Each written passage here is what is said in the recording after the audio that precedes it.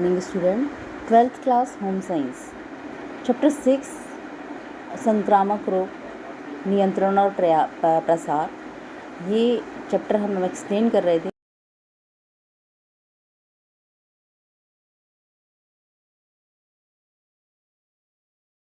बढ़ते प्रसार के बीच में एक शब्द बार बार सुन रहे होंगे कि we have to improve our immunity power, मतलब हमें अपनी इम्यूनिटी बढ़ानी है।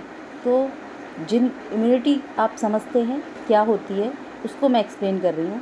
देखिए, संक्रामक रोगों के रोगाणु हमारे आसपास वातावरण में विद्यमान होते हैं और वो किसी न किसी माध्यम से हमारे शरीर में प्रवेश भी करते रहते हैं, किंतु हम उनसे बीमार नहीं होते।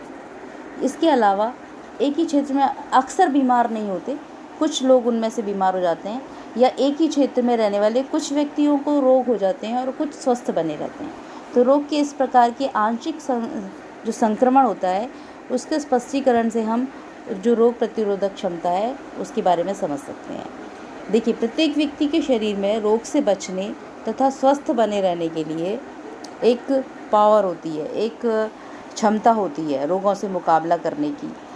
तो इस क्षमता को ही हम रोग प्रतिरोधक क्षमता कहते हैं। जब हमारे शरीर में किसी रोग के रोगाणु प्रवेश करते हैं तो शरीर इन रोगाणुओं को अपना शत्रु मानकर उनसे संघर्ष प्रारंभ कर देता है। यदि इस संघर्ष में हमारा शरीर जीत जाता है तो हम स्वस्थ बने रहते हैं। इसके विपरीत यदि रोगाणुओं की जीत होती है तो व्यक्ति रोगी हो जाता है।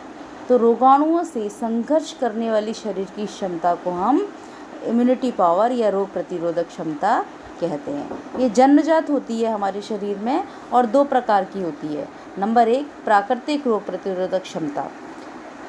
तो ऐसी रोगों से लड़ने की ऐसी क्षमता जो जन्मजात होती है या स्वास्थ्य के विभिन्न जन्म से हमारे शरीर में उपलब्ध होती है, और अगर हम स्वास्थ्य के नियमों का ठीक से पालन करते हैं,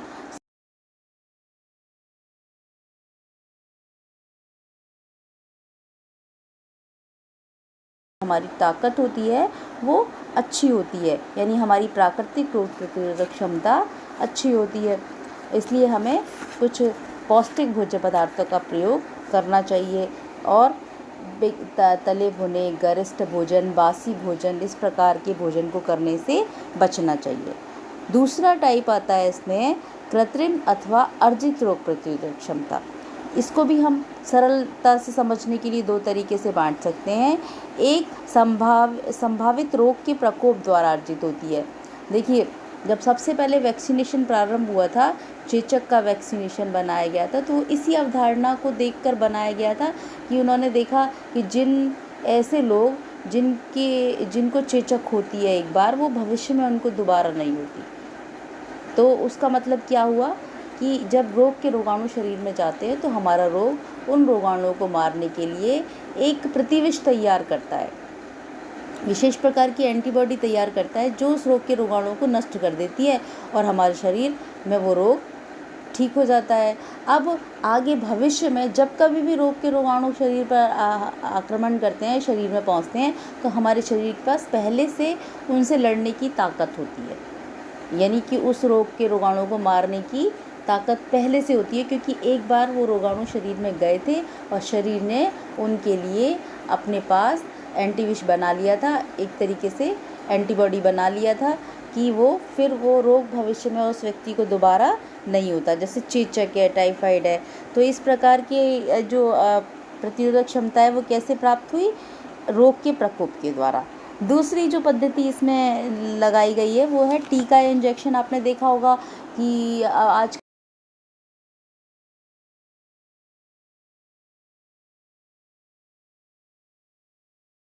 ड्रॉप पिलाई जाती है। तो यह वो पद्धति है जिसमें रोग से बचने के लिए रोग के कुछ रोगाणु सीमित मात्रा में व्यक्ति के शरीर में प्रवेश करा दिए जाते हैं इंजेक्शन के माध्यम से। तो उनकी मात्रा इतनी कम रखी जाती है जिससे रोग तो उत्पन्न नहीं होता, उसके फलस्वरूप रोग के लक्षण दिखाई नहीं देते हैं, मगर रोग से लड़ने की ताकत जो है, उस विशेष प्रकार के रोगाणुओं को मारने की ताकत हमारा शरीर विकसित कर लेता है। तो इस प्रकार की जो रोग प्रतिरोधक क्षमता है उसको हम अर्जित रोग प्रतिरोधक क्षमता कहते हैं। तो आज आपने इस टॉपिक में पढ़ा कि इम्यूनिटी पावर क्या है? रोगाणुओं से संघर्ष करने वाली शरीर की क्षमता को हम रोग प्रतिरक्षा या इम्यूनिटी पावर कहते हैं। ये 2 प्रकार की होती है, प्राकृतिक और कृत्रिम। प्राकृतिक जो जन्म से हमारे शरीर में होती है, और कृत्रिम जिसे हम विभिन्न प्रकार के टीका, इंजेक्शन के या विभिन्न पद्धतियों के द्वारा अपने शरीर में अर्जित करते हैं। तो ये हो गई इम्यूनिटी पावर। इसी चैप्टर में फिर दूसरी जो चीज़ होती है, दूसरा जो टॉपिक बनता है, जो कि इम्पॉर्टेंट टॉपिक बनता है, वो ये होता है कि निसंक्रमण किसे कहते हैं और निसंक्रामक पदार्थ किसे कहते हैं। तो देखिए, आजकल रोगाणु चारों तरफ फैले हुए हैं, तो हमें उन रोगाणुओं को मारने के लिए विभिन्न प्रकार के कार्य करने पड़ रहे हैं। तो उन ऐसे कार्यों को, यानी रोगाणुओं को या जीवाणुओं को नष्ट करने की जो प्रक्रिया है, उसे हम निसंक्रमण कहते हैं। समझ गए? सिंपल भाषा में, रोगाणुओं को नष्ट करने की जो प्रक्रिया है, उसे हम निसंक्रमण कहते हैं। और जिन पदार्थों का प्रयोग किया जाता है इस कार्य को करने के लिए, उन्हें हम निसंक्रामक पदार्थ कहते हैं। अब निसंक्रमण की जो विधियाँ हैं,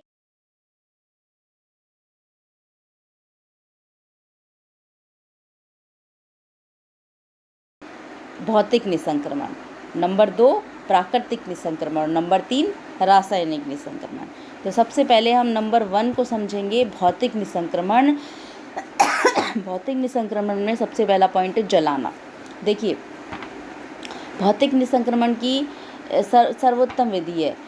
तो क्या किया, जब इंग्लैंड में बार बार प्लेग का संक्रमण हो रहा था, वहाँ के निवासियों ने सारे घर और सामान जला डाले। इसके बाद प्लेग की बीमारी नहीं फैली।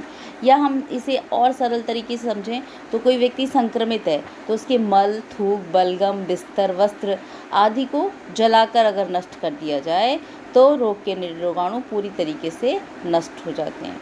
तो एक पहला भौतिक निसंक्रमण का पहला टाइप क्या हो गया? जलाना। दूसरा, वाष्प या भाप द्वारा।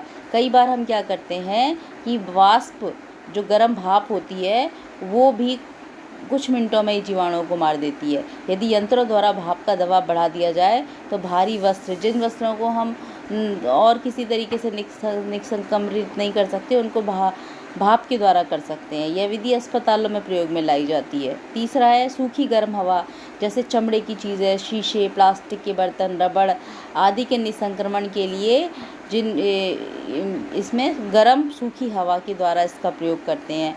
और चौथा पॉइंट है उबालना। अगर हम ये निसंक्रमण का सबसे सरल और उपयुक्त और विश्वसनीय तरीका है, जल को 100 डिग्री सेंटीग्रेड तक गर्म करके रोगी के बिस्तर, कपड़ा, तौलिया आदि की वस्तु, उसके उपयोग के वस्त्रों को हम उबालते हैं तो उससे रोग के रोगाणु नष्ट हो जाते हैं। यदि उबलते जल में 2% सोडियम कार्बोनेट मिला दिया जाए तो कीटाणुनाशक शक्ति और बढ़ जाती है। तो पहला टाइप आपने पढ़ा भौतिक निसंक्रमण। दूसरा है प्राकृतिक निसंक्रमण।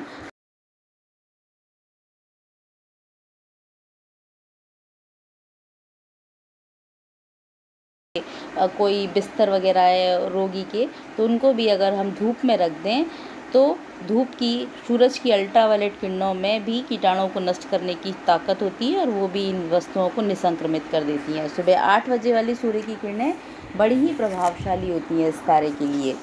इसीलिए हॉस्पिटल के कमरे वगैरह में इस तरीके से बनाए जाते हैं कि वहाँ सूरज की रोशनी अंदर तक पहुँचे तो कीटाणु नष्ट हो जाते हैं। फिर अगला है वायु और जल।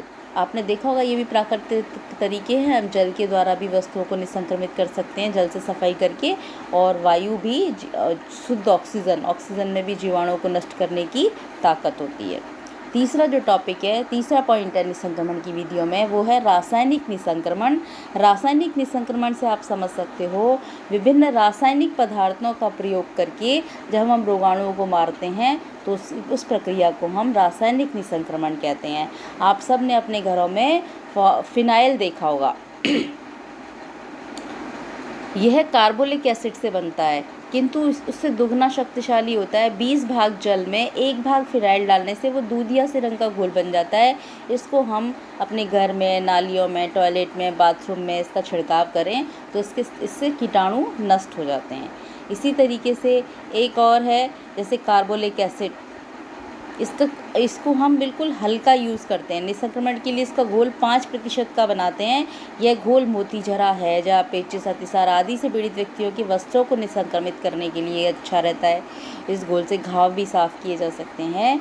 चूना, आपने चूना भी सुना होगा।